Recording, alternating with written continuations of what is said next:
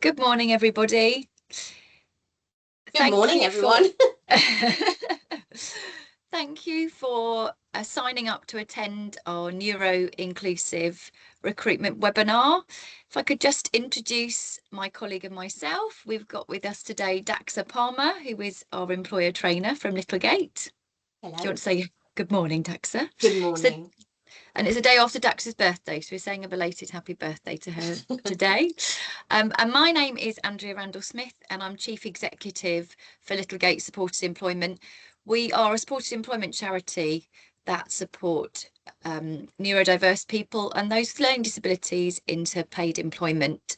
And we've been invited by the East Sussex Autism Partnership Board to deliver this webinar. So thank you for hosting us today to do this. It's a really important subject to us at Littlegate as it's our main mission, and we work with neurodivergent people and with employers who want to build more inclusive workplaces. So today we'll explore how small changes to recruitment can make a meaningful difference, both for candidates and for your organisation.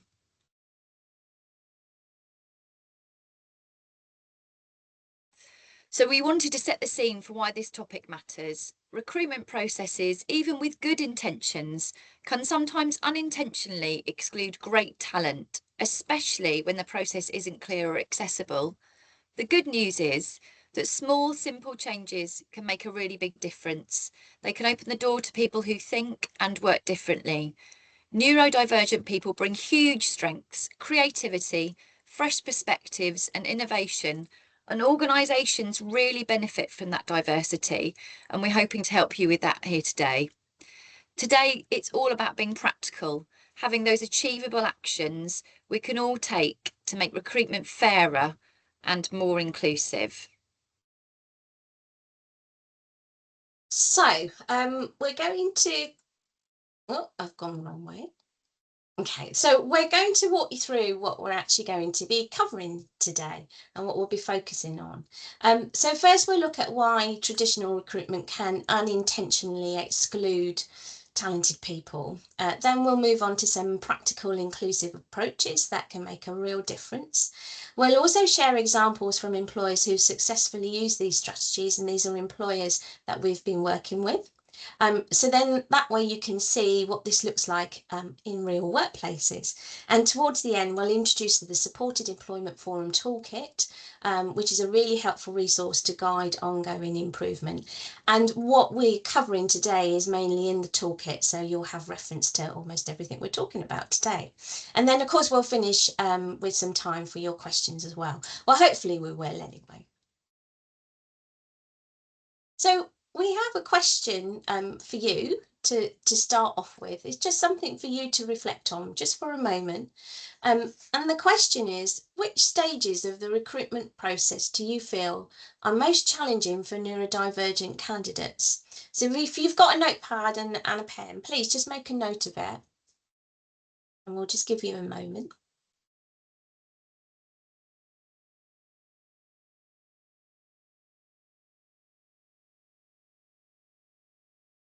And maybe in the Q&A at the end, you might then be able to kind of share what you wrote about this question, because we'll be interested to find out.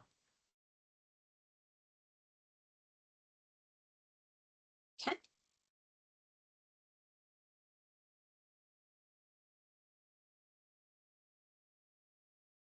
Oh, sorry, I'll go backwards. So That's we're all going to right. start with our first section, which is Foundations of Neuro-Inclusive Recruitment. I'm going to pass you on to Andrea. Thanks, Daxa. So on this slide, we just want to highlight a few key ideas. First, neuro-inclusive recruitment is really about recognising that people think and communicate in different ways. We all do. And making sure we focus on their strengths. Traditional recruitment can miss great candidates because the language we use or interviews that rely on confidence can unintentionally disadvantage people. When we make small inclusive changes, we open the door to more talent and build stronger, more diverse teams. And ultimately, this isn't just about recruitment, it's part of a wider cultural shift towards fairness, equality, and genuine inclusion in how we work every day. So what do we mean by neurodiversity? And I'm sure you've all heard neurodiversity and variations of neurodiversity wherever you've been, and especially through the news and media as well. So when we talk about neurodiversity, we're simply talking about the natural variation in how human brains work. It's the understanding that there's no single right way to think, learn, or communicate. There are many. But in society, and especially in workplaces, neurodivergent people are often viewed through the lens of what they can't do rather than what they can. Neurodivergent people are sometimes seen in terms of deficiencies or difficulties, and that shapes expectations in unhelpful ways. It's important to remember that neurodivergence isn't one thing, it's a huge spectrum of experiences. The same when you've met one neurodivergent person, and you're meeting one now because I'm a neurodivergent person, you've met one neurodivergent person. It really does capture this. So putting everyone into one pot doesn't help because each person's strengths, challenges, and communication styles are unique. When we start from this mindset, it becomes much easier to build recruitment and workplace practices that recognise individuality rather than stereotypes. And that's ultimately what makes inclusion meaningful. And today we're going to break that down to give you some tips on how to do that. Thanks, Daxa. So building on that understanding of neurodiversity, it's just as important to recognise the strengths that many neurodivergent people bring to the workplace. We often see exceptional attention to detail, creative problem solving, strong pattern recognition, deep focus, and real reliability, strengths that can be hugely valuable when they're matched to the right role. The difficulty is that traditional interviews aren't always designed to reveal these abilities. They tend to favour quick thinking and social confidence rather than the qualities that actually matter for the job. That's why inclusive recruitment is so important. It helps create conditions where people can truly show what they're capable of, rather than being measured on how well they perform in an artificial, high-pressure setting.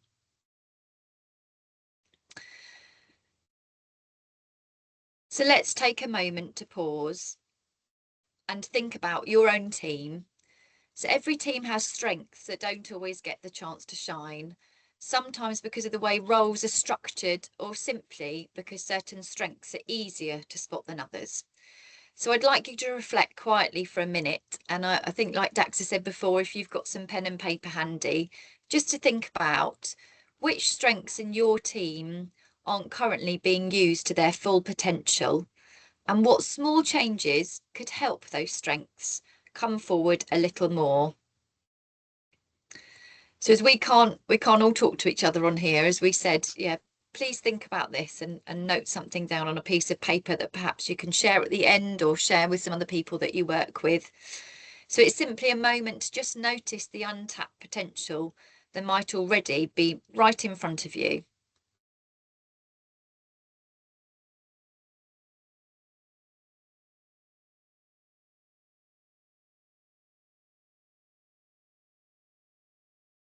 And also it means that you're not listening to us all the time as well.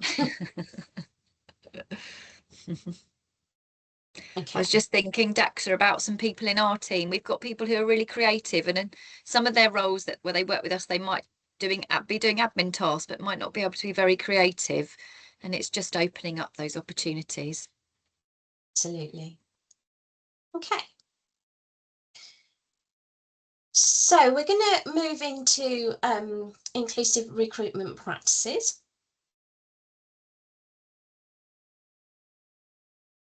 So we just wanted to touch very briefly on, your legal obligations as an employer. I know that you will have all have heard of the Equality Act of 2010. So I'm not really going to read this out, but essentially, there is a legal obligation there for you to be able to provide some opportunities and adjustments for anyone that is at a substantial disadvantage throughout the whole of the recruitment process. So we wanted to have a look to start off with at looking at some of the barriers in traditional recruitment, and I'm sure that you've already thought about some of these before, and maybe there's some new things that we're going to introduce you to as well.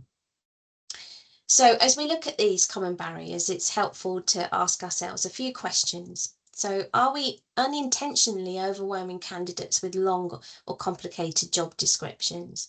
Are our application systems clear and accessible, or could they be creating extra cognitive load for some people? Is the language we use in adverts or interviews as clear and straightforward as it could be? And we can also think about our interviews. Do we rely too much on unstructured conversations or confidence-based responses? Are we giving candidates enough clarity about what to expect so that they can prepare and show their strengths? So these questions might help us recognise where people might be facing avoidable barriers and where small adjustments could make the process fairer for everyone. And generally what we've found as well is that when we look at these processes and change these processes, they actually help everybody. If you think about your own job that you're in currently at the moment and what you had to do in order to get to that point, I'm sure you'll be able to identify some areas where there were some real stress points for you.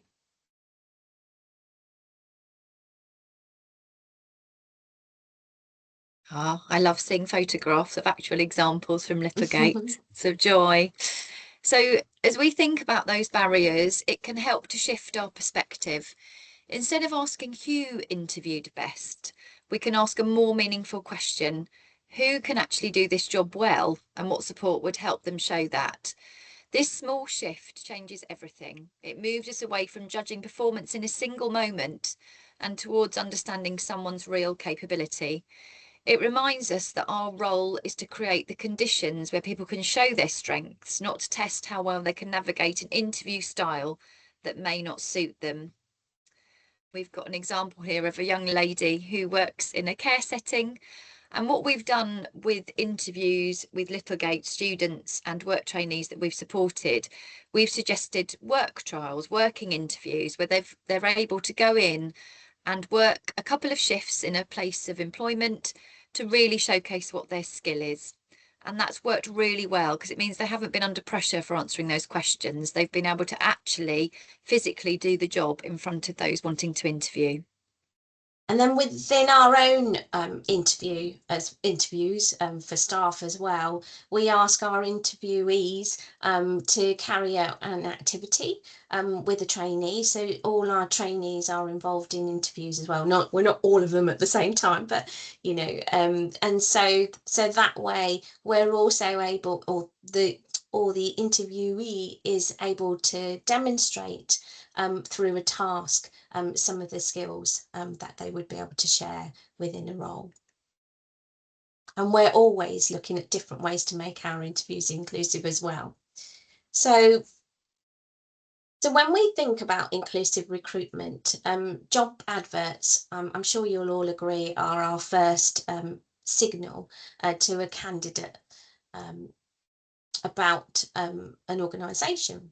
So, and job adverts can either invite people or they can quietly push them away. It's helpful to reflect on how clear and welcoming our own adverts really are. And do they explain what the role involves in a straightforward way, or do they rely on vague or idealised language that may discourage capable applicants? A simple shift in how we write adverts can make a significant difference in who feels able and confident to apply. Our adverts set the tone for the entire recruitment journey. And often we look at some of our adverts and think, are we looking for a unicorn here? So we're always interrogating what we're putting in our adverts as well. So hopefully that will make you feel a bit better that we are constantly reviewing our recruitment practices as well. So following on from that, this slideshow shows some of those practical steps we can take to make job adverts more accessible and accurate, focusing on essential skills rather than long lists of desirables. This helps candidates judge themselves fairly. Using clear, plain language reduces confusion and lowers cognitive load. Describing tasks instead of personality traits helps people understand what they will actually be doing day to day. Being specific about responsibilities and work patterns can ease anxiety for applicants who prefer predictability. And simply stating that reasonable adjustments are welcome sends a powerful message that everyone is invited to apply. These small changes create a more transparent process and encourage a wider range of talented people to see themselves in the role. Okay, thanks, Andrea. So we've got an analysis of a job advert for you here. So it's an activity for you to do right now. And so this is a live job advert. Well, hopefully it's still live. It's with Tesco's. You might know them. They're a very small supermarket based in Hastings and St Leonard's. So what we'd like you to do is take your phone and use the QR code to access the advert. And we'd like you to identify any of the neurodiverse friendly criteria in the job advert and to score it out of 10. And we've got a reminder here of all the different criteria that we just focused on in the previous slide. So have a look and we'll give you, well, it's quite a long advert, so we'll give you about 3 minutes to look at that. And again, please make a note, because we'd like to know towards the end what you scored it, what the majority of you scored it out of as well. If you're having any problems at all with accessing the advert, please just put it in the questions and answers, the QA. Because then, Andrea, you can then copy and paste the advert link, so we can put that in. So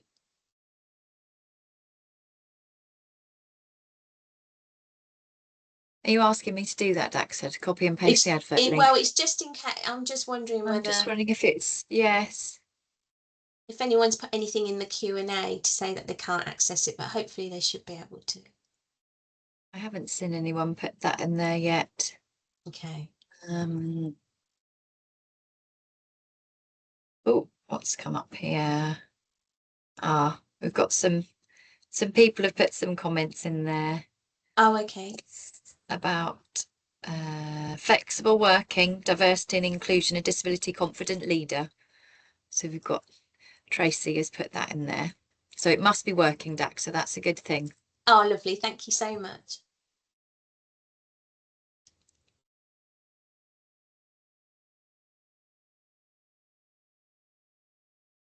It's good to know when technology is working. Oh, no, it's great. And also do make a note of anything unusual that you might see, whether it's positive or negative as well.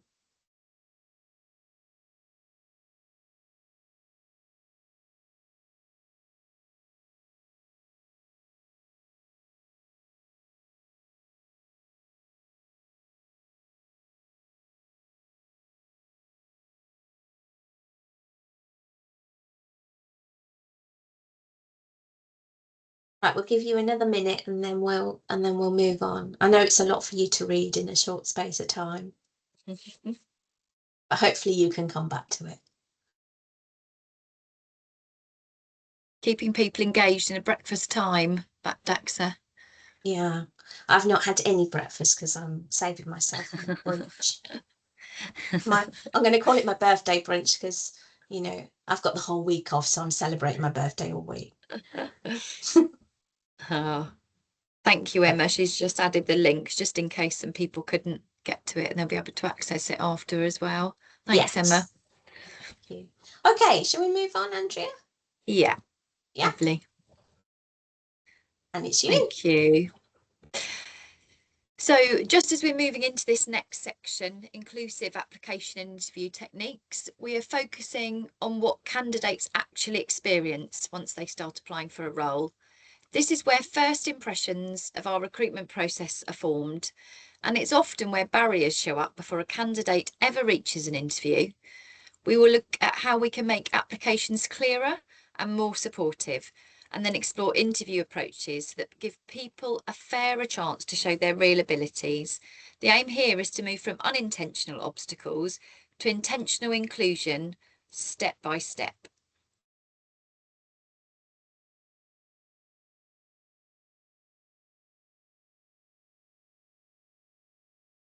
To you again, Andrea.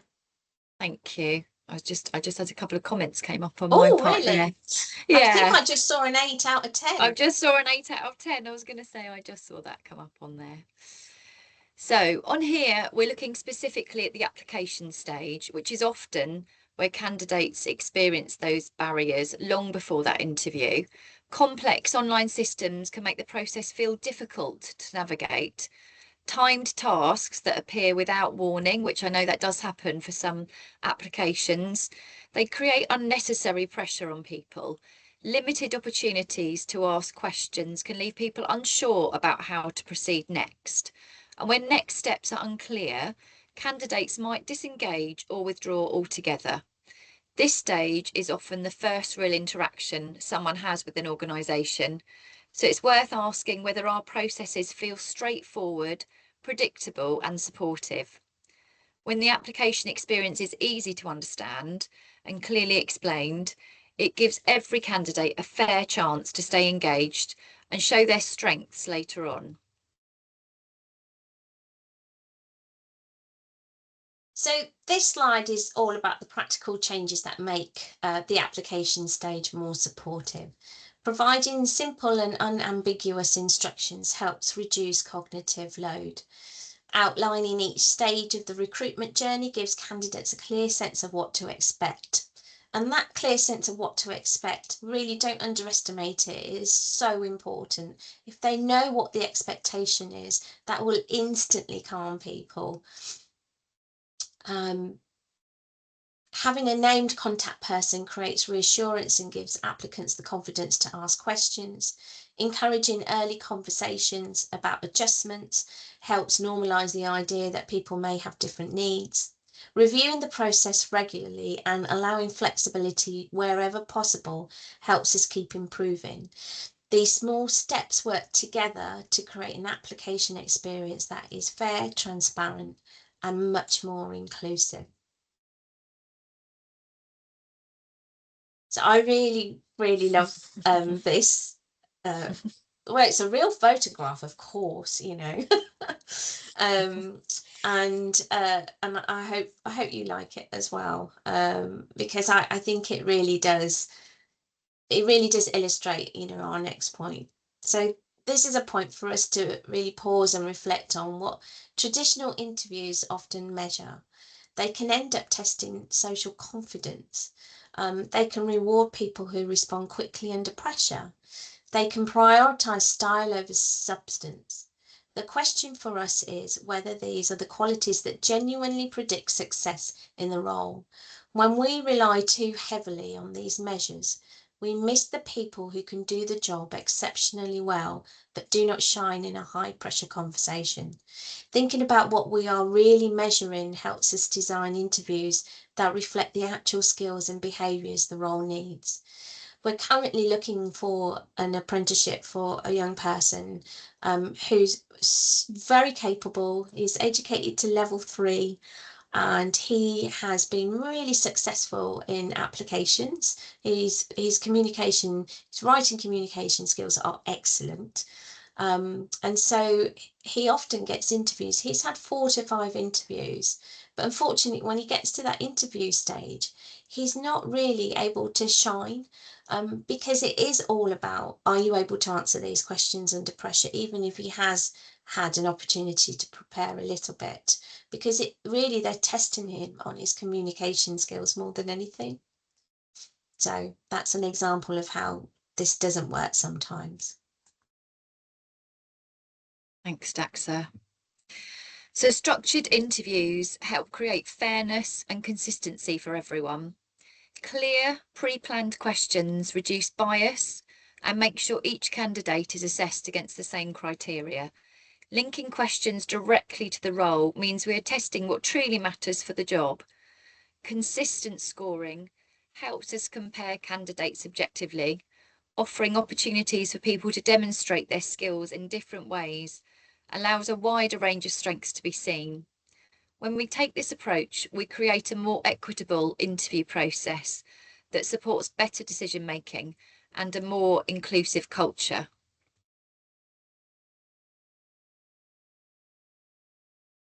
Thanks, Daxa.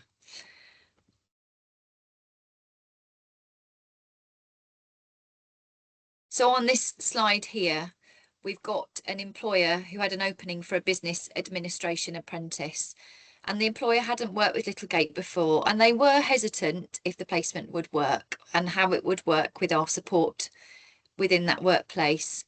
So what we did was we suggested a work trial for 4 weeks so that this young person could showcase his skill and show them really how talented he was and what great work he could complete for them and how he could get involved with the team that he'd been placed with too.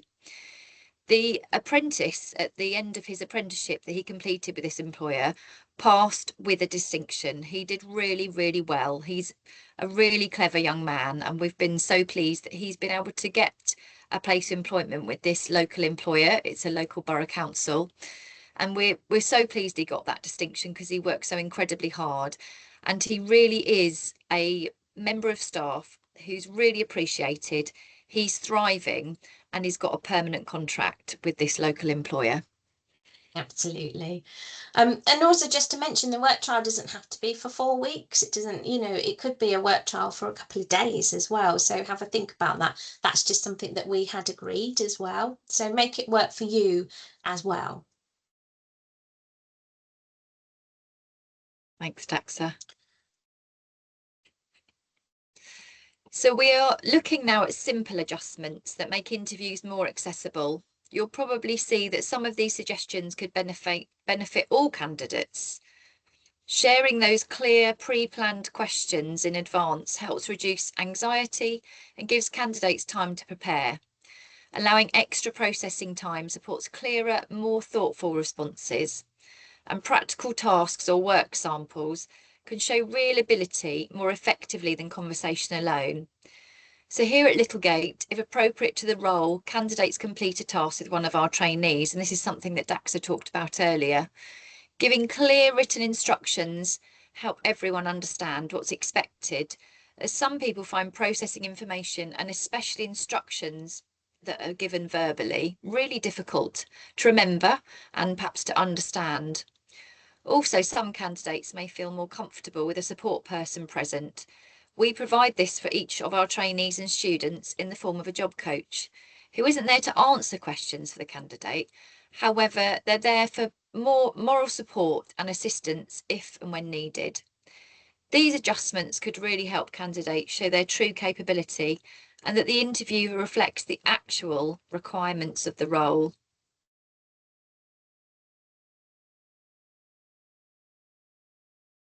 I'll talk about this one, shall I, Andrea? Thanks, Daxa. So this is a real example of a trainee who went for an interview, and the interview was for a kitchen assistant role in a pub. And when they arrived at the interview, they were asked whether or not they were comfortable in the space that they were going to be interviewed, and if not, then they could move the space. They were comfortable in that space, so they didn't move. And also an adjustment was made for a job coach to attend. And when a job coach attends, they're not there to answer any questions, they're there to support that person. They were also given extra time to answer questions that were only related to the role, and the interview was shortened as well. I'm sure we can all think about our interviews and how we just wanted them to be over as quickly as possible as well. So asking the candidate for her preferred working hours, as opposed to sharing what their preferred working hours were first, meant that she felt that she could answer those questions. She could share what her preferences were, and then they shared how those working hours would work around them as well. And also that waiting to hear, she heard within the same week, within a couple of days as well. So there's some examples there that you could make, which are reasonable adjustments at the interview stage as well. So we've got a question here for you. So after hearing about work trials, what we'd like you to do is just have a think about of how likely you are to consider a work trial in the future for a role. Maybe you've never ever done a work trial before. So, you know, make a note of whether, or if you want to put it in the Q&A and the Q&A is working, then that would be amazing. And you can actually put anonymous as well. You can you can tick the anonymous box in the Q&A. One is highly likely, 2 most likely, 3 not likely. And please be honest.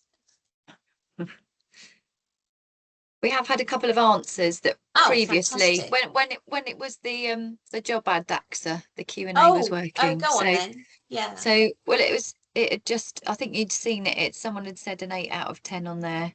That had come up on here. Yeah. I mean, in general, that advert is a really great example. It is a bit long, but it's probably one of the most inclusive job adverts I've ever come across. So some of the language isn't so simple at the beginning of the advert. But I think if you look into it a little bit deeper, you'll notice that there's a lot of that criteria that is being ticked within that. There's been a lot of thought put into it. Yeah. So are we getting anybody answering this question in the Q&A, Andrea? I haven't seen any come up. I was just wondering, as you were talking about that job description, if they would have considered having a work trial for someone to come and give that job a go with that job ad. That would be an interesting question, wouldn't it, for that particular employer? I haven't seen any come up Okay. yet, Daxa. People might still be thinking about it. Yeah. Okay. So we'll move on. Thank you. Now we're going to look at reasonable adjustments in the workplace. So this is once someone's actually been recruited. Thanks, Daxa. So this slide is a reminder that reasonable adjustments do not require us to redesign a job completely. Small, thoughtful changes can make a significant difference to someone's comfort, focus, and performance. Many of these adjustments, they're simple and low cost, yet they can have a really big impact on a person's well-being and their ability to carry out their role effectively. These changes support people to do their best work, and they often benefit the whole team and not just the individual.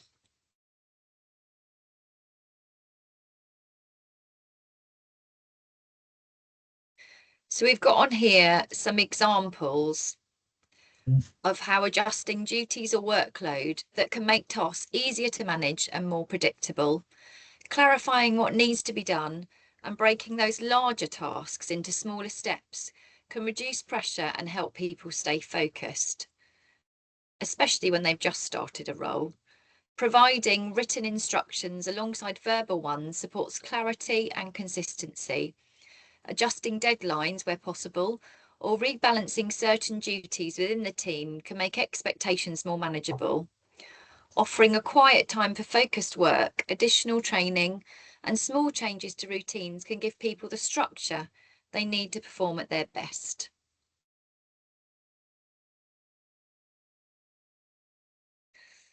So we've got this one on here with some additional training. So an employee was working independently for 6 to 8 months without job coach support as a cleaner at a local school. And the employer contacted Littlegate and shared that the employee had lost some motivation and they were taking longer to complete their work than really necessary and missing some really important jobs. So what Littlegate did, we provided some additional training, setting around timing each different task that the employee needed. And we did some really kind of intense job coaching support with them to help them learn how to time themselves. And then they could complete it without really worrying about kind of how long it took. They were naturally working to the times given. And now that employee is absolutely thriving. They've passed their kind of extra probationary assessments that they had to do, And all it needed was just a job coach to come in and work with the manager on how to motivate that person by helping them to explain how they timed each task. And I do believe actually it impacted how that manager supported their other employees that they had. He said it made a real difference for him, giving support and one-to-one coaching for them also. So as we said before, it benefits everybody, not just that specific person that those really small adjustments are being put in place for. And that essentially that saved a job. So that became a sustainable job for that employee, and also it saved the employer or additional costs of recruitment as well. So everyone benefits. So now let's look at some adjustments that you can make in the physical environment, which can have a huge impact on someone's ability to concentrate and feel comfortable at work. Providing access to quieter spaces, allowing noise cancelling headphones. People often see me with my headphones on whilst I'm in our open office, or offering adjustable lighting. Again, adjustable. When we moved offices, senior leadership ensured that there was adjustable lighting, which has made a huge difference, not just to me, but to other employees in the office as well. And it can really make daily tasks a lot more manageable.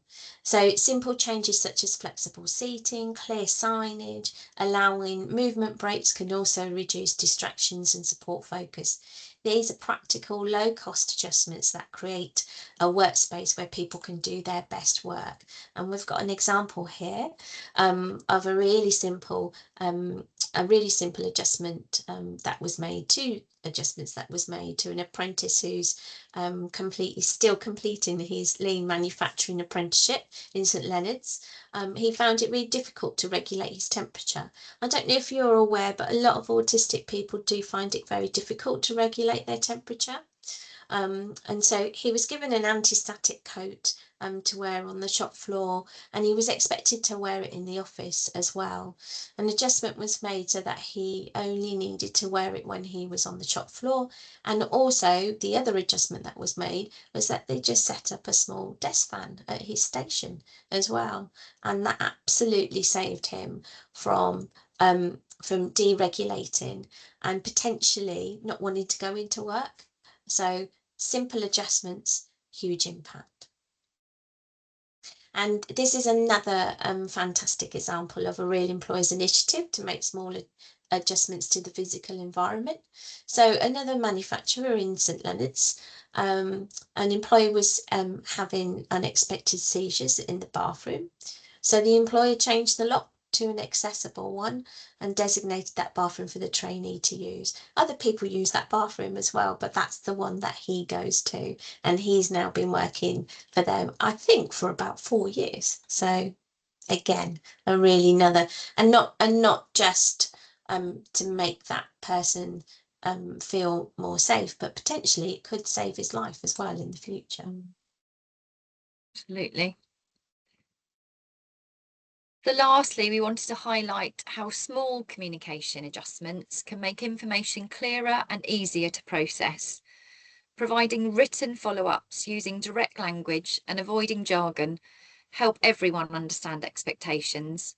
Allowing processing time and agreeing preferred communication methods also supports consistency and reduces misunderstanding. So here's a great example of a current live job in a children's soft play centre cafe. So an employee working in the cafe was provided with a list of scheduled tasks that she could follow. Photos of all the dishes were taken, printed, laminated and placed on that wall near the food prep area for the employee to check that the dishes matched. So she could just match up with those pictures, ensure she had all those right parts of the meal to put together, and it enabled her to work more quickly because she was able just to check the pictures and that she had everything she needed. Great quality control. So now that we've covered some suggestions and real examples of workplace adjustments, could you reflect on this question and ask yourself, what's one small adjustment that you could make a big difference for someone on your team? So we'll just give you a moment to think about that.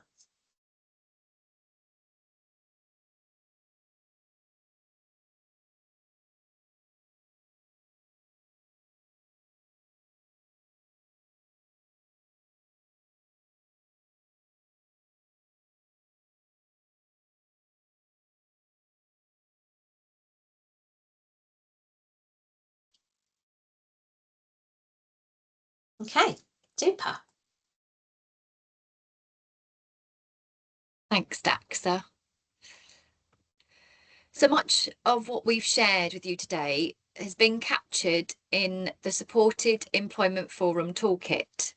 This is a toolkit that's been designed over quite a long period of time, taking information from lots of providers and employers, with providers across East Sussex who get together on a quarterly basis to talk about best practice of supporting people into jobs and supporting employers to be able to have more inclusive recruitment practices. We will be sharing a QR code and a link in the chat at the end to the inclusive recruitment video as well. And our Employment Forum toolkit has lots of different areas. So it's got 14 key areas of inclusive practice. It's designed for real workplaces and it can be used flexibly. It supports progress at your own pace and it's a practical resource and it's not a compliance document. It's there to support. So Dax is just going through the different pages there to show you what it looks like if you were showing it through a presentation, but you can click through and look at the different areas on here. We're not going to be showing the inclusive video right now. As I said, we're going to share the code so that people can watch it at the end. But it's been a really great piece of work, and I'm just going to say thank you to Daxa publicly for helping us complete the toolkit and making it look much more beautiful than it did at the very beginning. It's become a real labour of love. And a big thank you to everyone that's been involved in putting together the information on the inclusive toolkit. Yeah, I can see lots of people clapping you, Daxa. So I'm not sure if you I can can't see see it. that, but thanks. I'll do it as well. Well, thank you to Andrea. Andrea actually started the toolkit, so yeah, it's been a real team effort. I have actually got the QR code here, so Lovely. there you go. Hopefully, it's big enough for you all, and it should work. I did test it. So I think as well, we'll be sending out links to the toolkit because this is kind of our week of publishing this toolkit to support employers. And it's for anyone really who wants to have a look at what we've been recommending. And it's not just come from Littlegate, as I said, it's come from the Supported Employment Forum, which includes lots of different providers, different parts of East Sussex County Council. So lots of different members have come and been involved in it. And we've also had employers give us feedback about what they said they really needed some support with. Brilliant. Well, we hope you really enjoy the toolkit, and if you want to send us any feedback on it, then please do, because it's a digital toolkit, so we will be able to improve it as time goes on, as well as we do our inclusive recruitment practices as well. Got that in there. Okay. So we're almost at the end of Andrea and I talking. So what we're going to do now is just have some practical actions, some employer takeaways and closing reflections, and how you can be supported going forward. So I know that we have covered quite a lot in a short period of time. So to summarise, here are some of the practical actions we've looked at. So starting with the clarity in adverts, setting those clear expectations and those timelines as well within your recruitment communications, and providing structured interview questions to everybody will all help create a more inclusive process. Welcoming adjustment requests really signals to candidates that support is available and that you're an inclusive recruiter as well.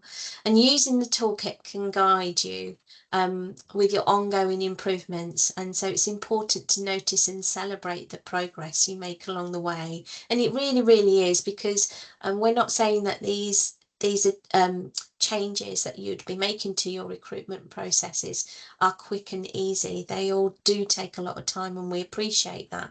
And we're constantly reviewing ours as well. So please do celebrate any progress and any changes that you've made and any feedback that you've received as well. So further training can also strengthen confidence and consistency across the organisation.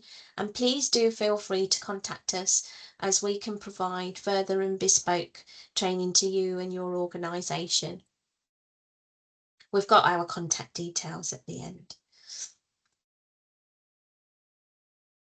So here's a little suggestion. I just need to press something else. There it is. I was wondering where it's gone. Every organisation starts somewhere, and we think that meaningful change begins with small intentional steps. Maybe as the starting point, choose one stage of your recruitment process. Notice one barrier, make one improvement, and build from there. Each step forward you take strengthens inclusion, and each small action you take creates a better experience for the people who come through your doors.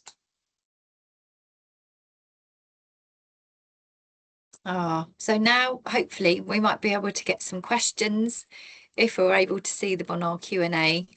And I think it's really important what it says here: no organisation gets this perfect. We're all absolutely on this learning journey together, and it's about doing it together. Inclusive recruitment is an ongoing process, and we're all learning all of the time. And we are here to support you, absolutely. And I know that there are lots of providers across East Sussex who have got the same values that we have about making sure that people are able to access neuro-inclusive recruitment.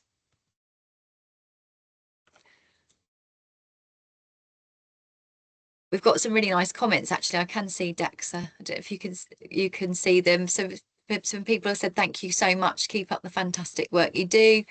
People saying that the toolkit looks great. So that's good. They've been able to access that. Brilliant. So we just want to ask, what's one action you're leaving with today? It's up to you if you want to share it in the Q&A or just make a note of it. I'm very menopausal, so I have to write everything down, otherwise I'll forget it.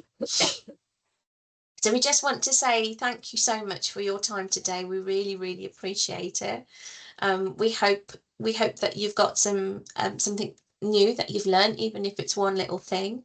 And if you would like to connect with us, guess what? We've got some more QR codes for you here as well.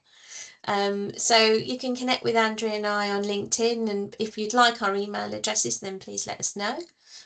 We can put them in the Q&A as well. But now really it's time to hand over to you for your questions.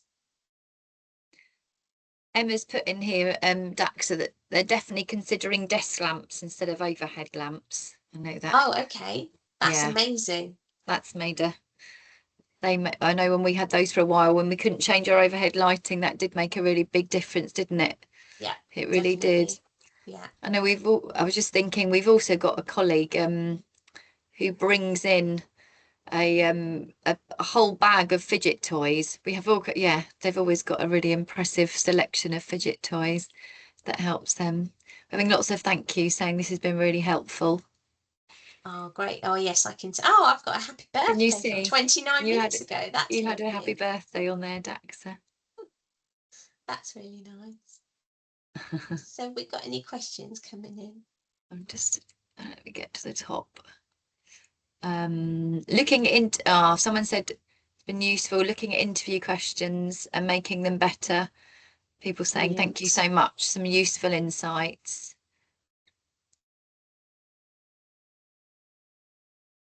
Oh, I'm glad to glad to see that these suggestions can really help people. People can go off from here today and make some differences already.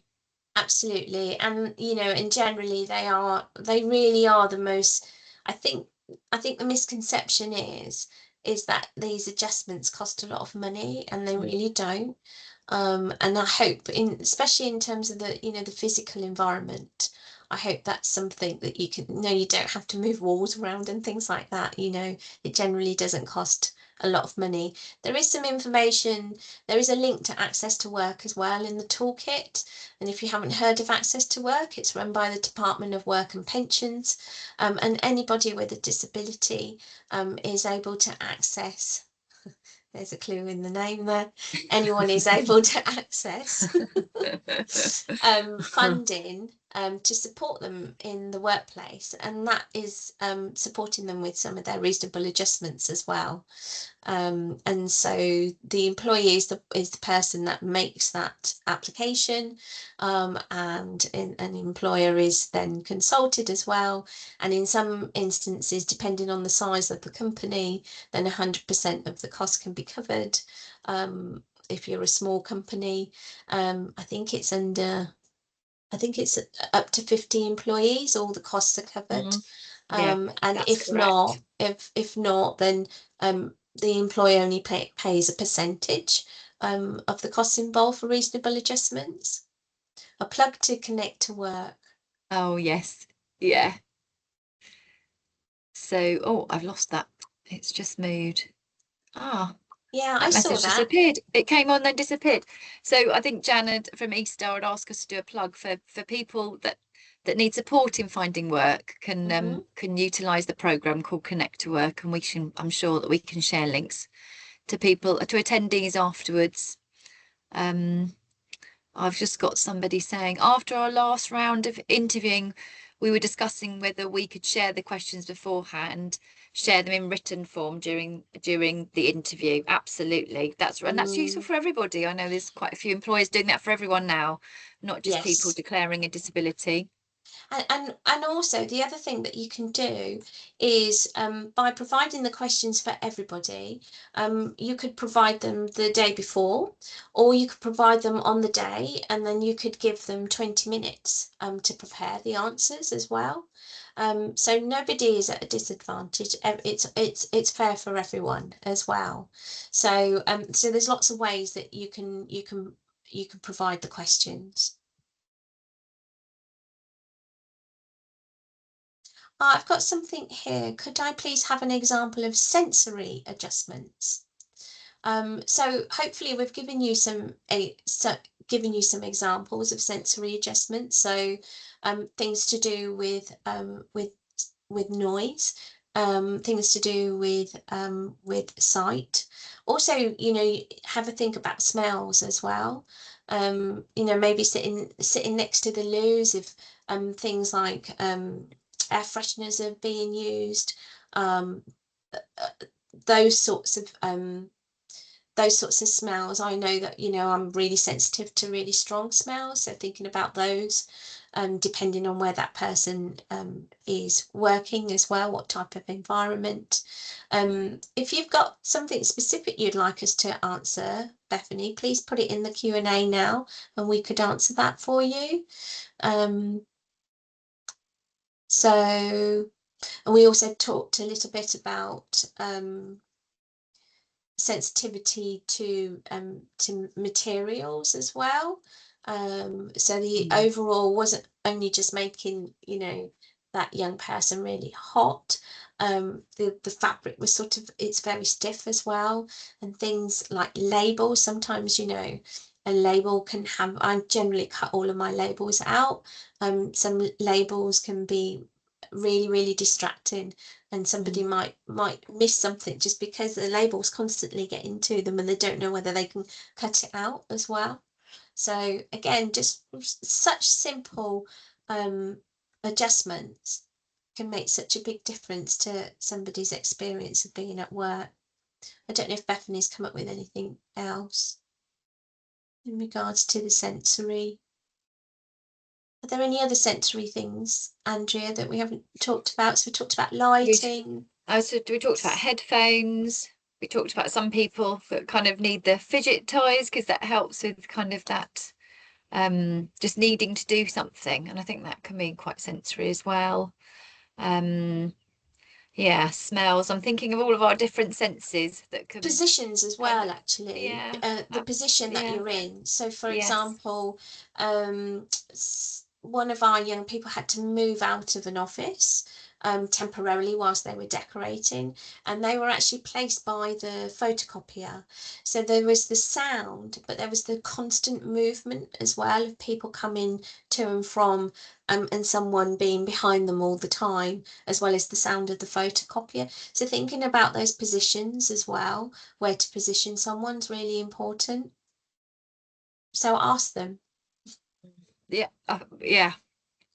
I think that's a big thing, isn't it? Ask people, because they quite often can communicate what's causing them the issue, or just trying out different things, and being open about trying that, wanting to try out those different things with people. I'm just looking at the Q&A now. It says it's unusual to see I statements in the job description. I think it helps make the language clear. Absolutely. When I came across that advert, I was really impressed, and I really want us to use that as well. Yeah. It just completely transforms that experience, doesn't it, for the person reading that job description, because they're able to then visualize and place themselves in that and know exactly what is expected from them. I thought it's just so powerful, to change that perspective. Mm. Absolutely. So thank you so much to the anonymous person who noted that Mhm. as well. Um, Ah, yes. Chris has written about promote movement. It's okay in meetings, training, interviews. Yeah. We have lots of movement in our meetings, people wandering around and taking off their shoes and just, yeah, yeah, yeah, yeah. lots of I movement. generally don't wear my shoes. I do whilst I'm walking around, but yeah, my legs are crossed without my shoes on, and I often get up at meetings and just sometimes I just need to stand up and be in a different position, but it Mm, makes such a difference because it's allowing that person to unmask and to be themselves. mm, And mm. for it to be okay, you can just stand up. What's the issue with standing up? The sitting down is the new smoking now anyway, isn't it? We should all be standing up. Okay. All right. I don't know about you, Andrea, but I think everyone's just about done, and I know that I'm ready for my brunch. So, but yeah, thank you so much for all your comments as well. Absolutely fantastic, and hope you can have a look at that advert in a little bit more depth as well, and some of those questions. Is there anything else you'd like to say, Andrea? Oh, I think a thank you to the team for hosting us today and for all the exciting, there's lots of events going on this week. I know it's ending with the big event at the town on Friday. That's really exciting. And yeah, it's so great to be able to celebrate different parts of kind of neuro inclusivity for this week. And yeah, it's been really brilliant to see how this week has come together. And a well done to Emma and her team at East Sussex County Council for putting this on and enabling us all to get together and talk about this really important topic. So thank you. Well, enjoy the rest of your day, enjoy the rest of Neurodiversity Celebration Week, and please do connect with us in whichever way you want. It will be fantastic to hear from you. Thank Should we you. say bye? Should we wave? Goodbye. Bye. Goodbye.